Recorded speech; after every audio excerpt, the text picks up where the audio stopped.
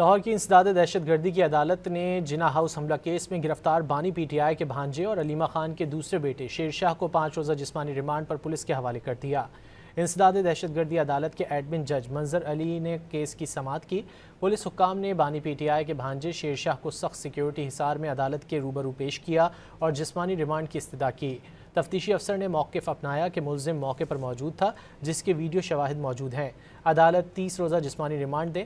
ملزم کے وکیل بیرسٹر سلمان اکرم راجہ نے موقف اختیار کیا کہ 27 ماہ بعد یاد آیا ہے کہ ملزم کو گرفتار کیا جائے۔ عدالت نے شیر شاہ کو 5 دن کے جسمانی ریمانڈ پر پولیس کے حوالے کر دیا۔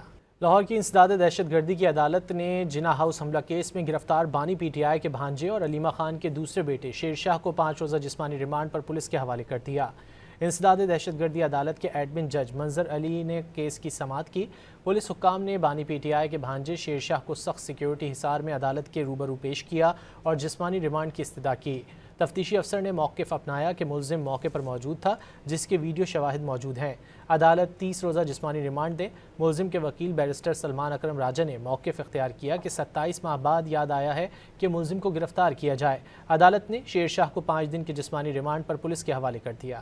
لاہور کی انسداد دہشت گردی کی عدالت نے جناح ہاؤس حملہ کیس میں گرفتار بانی پی ٹی آئی کے بھانجے اور علیمہ خان کے دوسرے بیٹے شیر شاہ کو 5 روزہ جسمانی ریمانڈ پر پولیس کے حوالے کر دیا۔